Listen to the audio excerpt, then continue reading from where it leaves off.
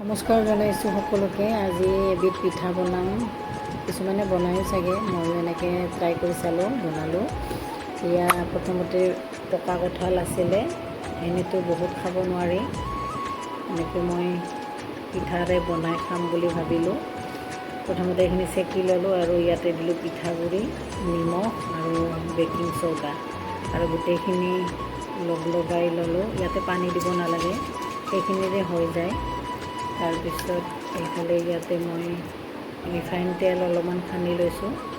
তাৰপিছত 5 মিনিটৰ কাৰণে অ'ভেনত দি দিলোঁ আৰু এইখিনি দি দিলোঁ মই অ'ভেনত। ধুনীয়াকৈ পিঠা হৈ গ'ল, ধুনীয়া মিঠা লগা।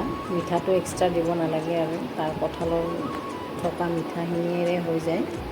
তাৰপিছত চাওক কি ধুনীয়াকৈ হৈ গ'ল পিঠা, আৰু চাহেৰে এনেকৈ খালোঁ। আৰু আপোনালোকে কৰি চাব পাৰে।